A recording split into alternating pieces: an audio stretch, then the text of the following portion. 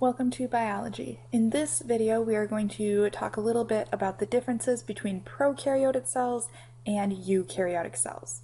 Now, prokaryotes and eukaryotic cells, they both look a little bit different and they have slightly different structures. And so by having these different structures or different forms, these cells are able to do different things. So the form determines their function. Now in your notes, I want you to start by drawing a Venn diagram or one of these charts with 3 columns.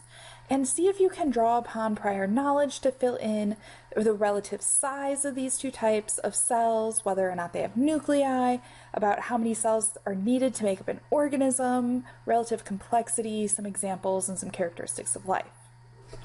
Now, I prefer to use a Venn diagram. You might prefer the chart. Either way works.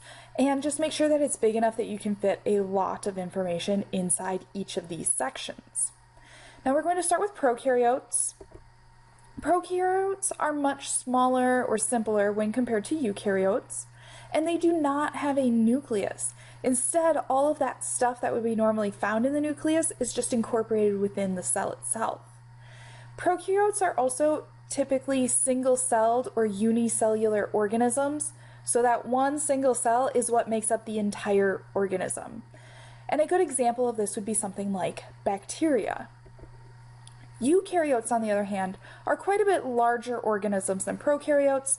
They do have a nucleus in the center, and sometimes they might be single-celled organisms, but quite often they're actually multicellular organisms. Like humans are made of many, many cells put together, working together to do functions.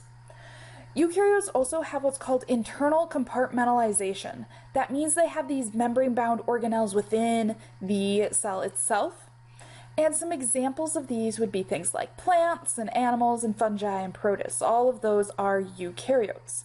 Now, a way to remember this is that you are a eukaryote. So humans are examples of eukaryotes. Now, both prokaryotes and eukaryotes have a lot of things in common.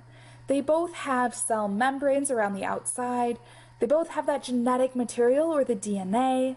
They both have this cytoplasm, which is kind of this gel-like substance floating around, making up that innards of the cell.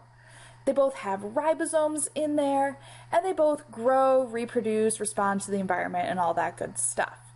Now, it's important to remember these differences between prokaryotes and eukaryotes because it does show up on quizzes and tests. You might want to spend some time, maybe with some flashcards, to remember all of this information.